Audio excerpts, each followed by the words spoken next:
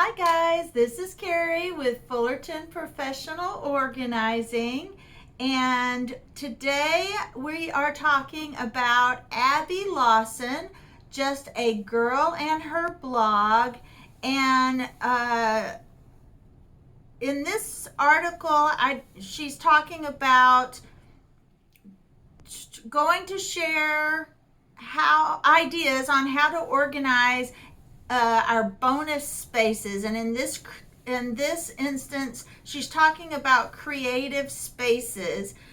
She says I blog over at justagirlandherblog.com, where I talk a lot about organizing and home decor and teach a little bit about blogging as well. I really love all the things home, but organizing is my very favorite. So I have a YouTube channel and Instagram account called Abby Organizes.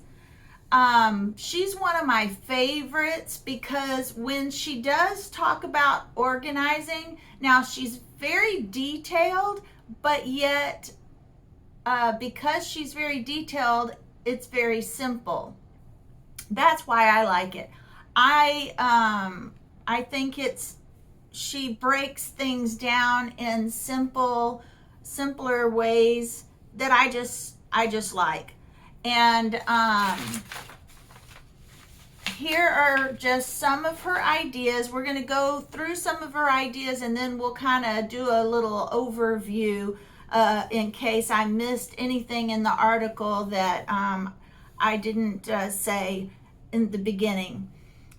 She talks about she's organized creative spaces of all shapes and sizes, and each one has had its unique challenges, no matter how big or small it has been. But for many of the creative spaces she's organized, she's done the same step-by-step process to make the most of the space that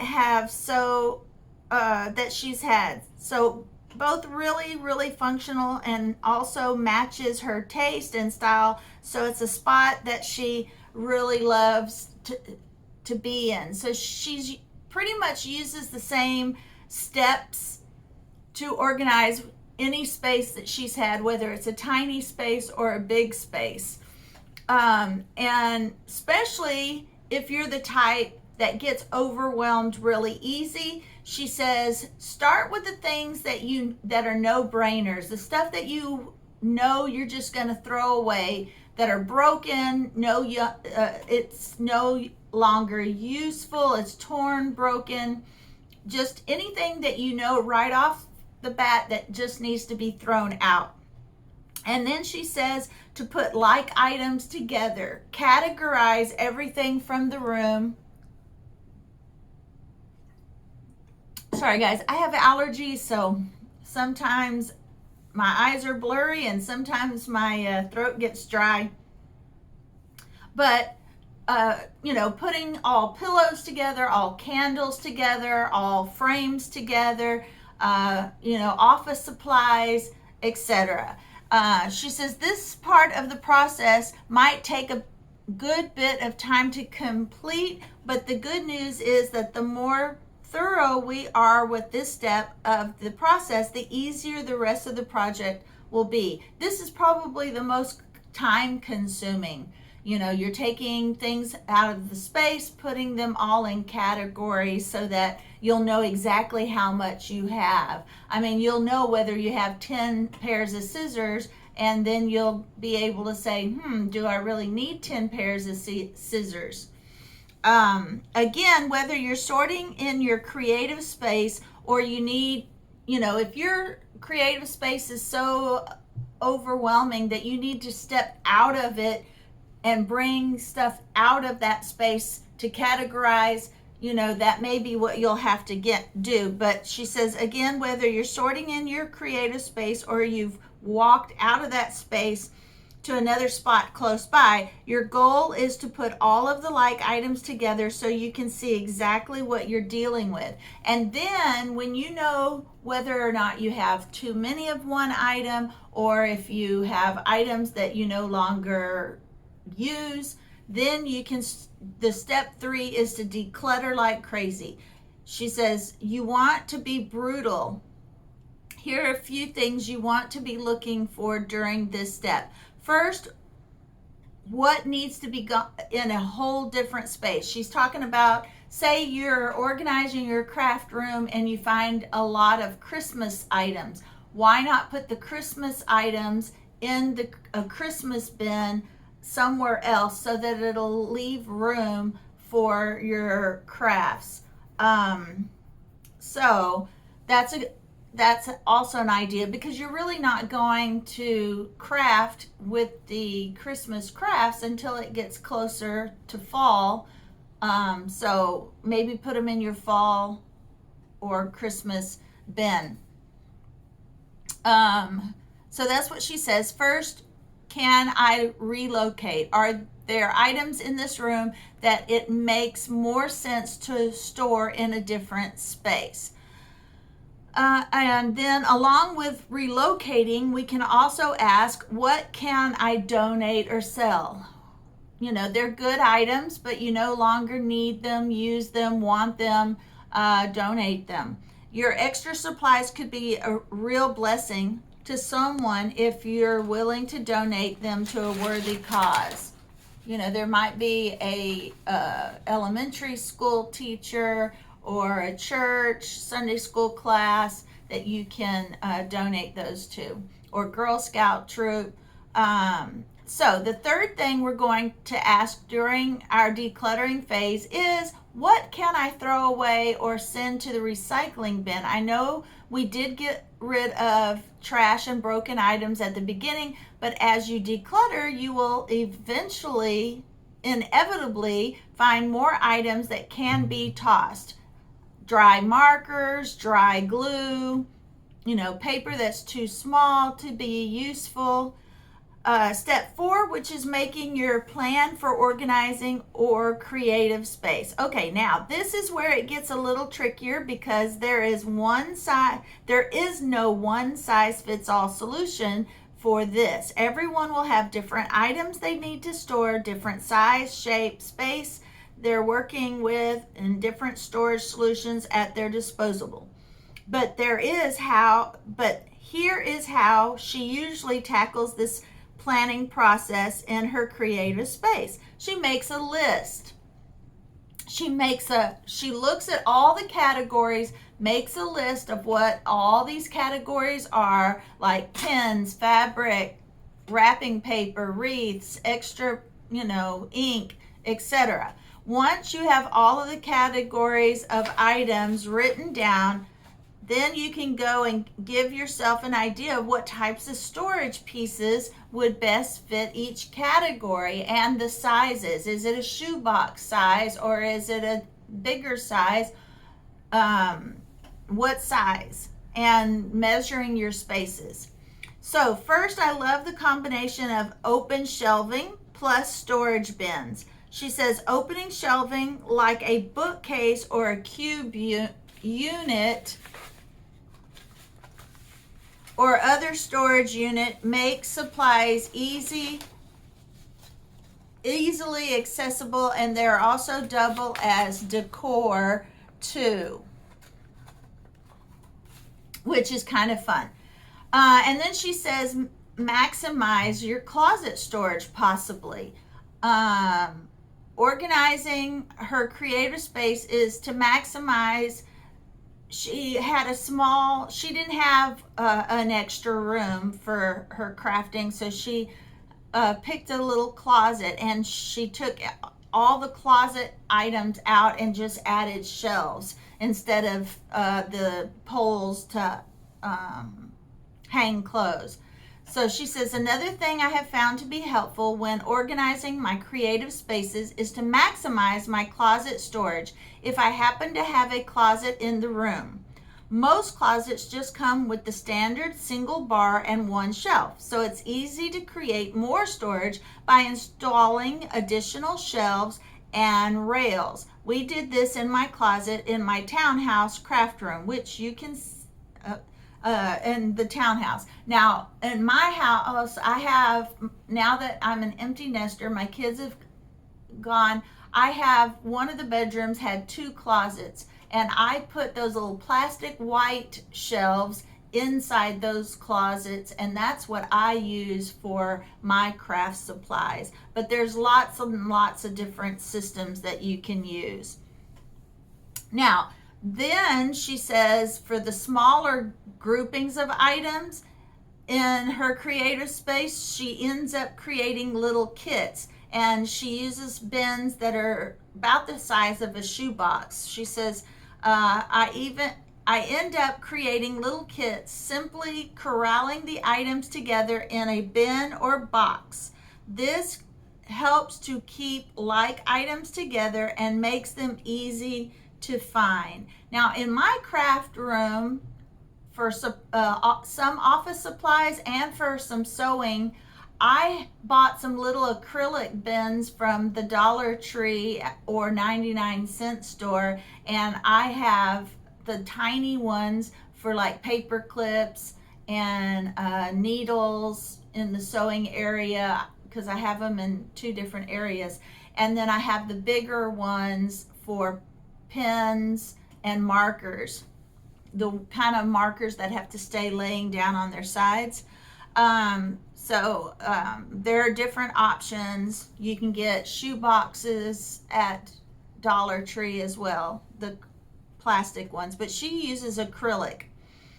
Drawer dividers. If you have a desk or are using a dresser or any type of drawer unit in your space, drawer dividers are so key. Yeah, those are really, really excellent.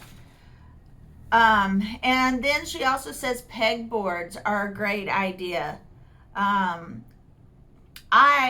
bought some Walmart shelves and took the cardboard backing off, and I put pegboard on the back of my Walmart shelves, and I use those in my craft room to hang as organizational for my craft room. She's okay. Use what you own first. Definitely try to use what you already own first. Organizing the space does not mean that you have to run out and buy all sorts of new bins and furniture pieces right away or at all. She says she likes to sketch out. I like to sketch mine out. She makes a plan, sketching out a plan. She sketches out a plan with pen and paper by drawing the room. She says, I like to sketch mine out just so I can have a visual representation of what it's going to look like. I will often just do this with paper and pencil, but if you prefer a digital representation, sites like floorplan.com let you put in your room's dimensions and try out different layouts that way.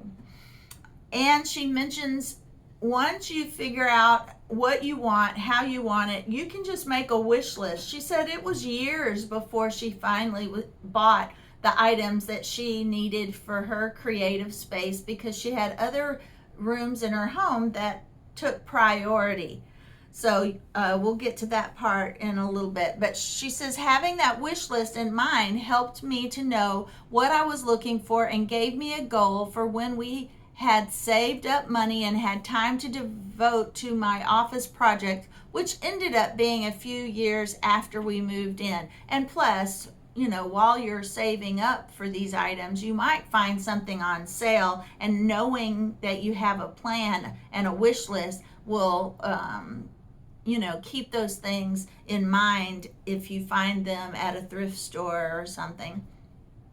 Now, if you end up having a waiting period like she did before you start putting all the items from your wish list in place, does that mean that you have to wait all that time to get organized? No, it does not. Sometimes we need to put some temporary storage solutions in place, and while they may not be they might not be Pinterest worthy, they get the job done and keep our items organized so that we can use our space efficiently. Okay. And then she says, execute the plan. You'll want to keep your groupings of like items together as you put things away. And here are a few general rules of thumb to follow as you're deciding exactly where to store things. First, what do I need to be able to access most easily? What do I need to get to most easily? The things that you use on a daily basis, the things that you need the most, the items that you use most often should be front and center within easy arm's reach so that you can just grab them and go. And that's for any space, not just your craft space. When you're organizing, the things that you use the most, the things that you use daily and over have to be within arm's reach, because that is how you are going to easily put them back. If you have to walk over here or over there, you're most likely going to leave it out. What do I only need to be able to access occasionally is the next question. Sometimes there are things in your craft room that you only use twice a year. If you don't need to get to them every day. So these items should go up higher or in the back sections of the closets and cabinets, since they are not used but once or twice a year. Now, are there items that you use? Are there large, awkward shaped items that will only fit in one specific space? So sometimes an item has to go in a certain spot simply because that's the only place where it will fit. Yes, I have a big craft cabinet and I don't want it to be in front of my window in my craft room. So there's only one other wall it will fit on. And then I have my, uh, for my silhouette when I iron things on fabric. Oh, I forgot what that machine is called, but it's kind of, I've got some bulky furniture in my craft room. So there's only a few arrangements, a few ways I can arrange my furniture. And so those are things that you have to keep in mind. So sometimes an item has to go in a certain spot simply because that's the only place where it will fit. So then, put those items in place first, and then all the smaller items have to work around that. Now, are there any items that small children need to be able to access? If you have children that share your craft room, you will put the items you want them to get into where they can reach it, and also the other way around. If there are items, messy items, or items that you do, sharp items that you do not want them to reach, they will have to be put up higher. And in addition to that, let me add, a lot of shelves, and if they don't come with them, you'll probably need to go to the hardware store. But if you have young kids, they tend to climb when they can't reach something. So make sure all of your furniture is attached to the walls so that if they do climb when you're not aware of it, they won't turn the furniture down on them and get hurt. So that's just an extra Fullerton professional organizing tip. Now, also, which items should be close where their activity takes place? For example, if you always do scrapbooking at the same table, it would be ideal to have all of your scrapbooking supplies close to that spot so that you don't have to lug them far every time you want to use them. So that's a good tip. And labeling. Label everything. Step 6 is to label your items. This step is optional because some people think that if you label everything, it's very the step it makes it some people like tons of labels. Some people think they make the space too busy. That was the word I was looking for. It makes the space so busy. I couldn't think of the right word. Now, Abby says, and I too, love labels. We use them often, particularly when using bins or boxes that are not see-through. Now, if you have see-through bins, you may not need labels, or you may want labels just so that it looks cute.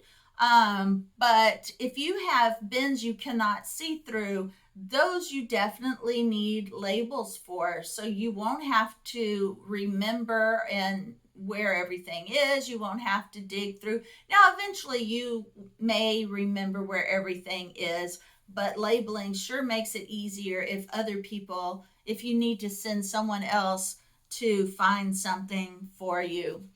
All right, and then she's got a lot of information on labels, but we're going to go ahead and skip that because that's a preference thing. You can, whatever kind of a labeling is on your budget, that's, what you're going to have to use. I do love to buy the chalkboard stickers from Amazon, and it comes with a little chalk pen. I love that because you can also wash the chalk off with soap and water if you change that bin, use that bin for something else and change it out. It makes it very easy.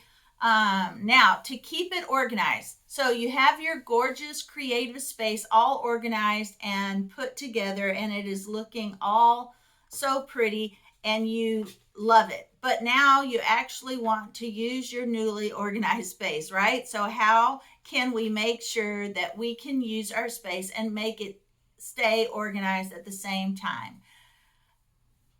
As I talk about in as she talks about in her course, she calls it um, she said that habits are, it is a habit that you can learn, putting things back. But of course, being organized and having things organized an arm's length from the area that you use it, that also helps. Even if you're not great at putting things back right now, this is a skill and a habit that can be learned. She says, I'm not perfect at it for sure, but now, after years of working on it, most of the time I do put things back where they go before I move on to the next project. So it is possible. She said she calls it closing the loop. It's a mindset. She says when you think of the cleanup as part of the craft project. Don't think of the craft project as, okay, here I'm doing a craft, I finally finished it, yay, it looks beautiful, and then stop there.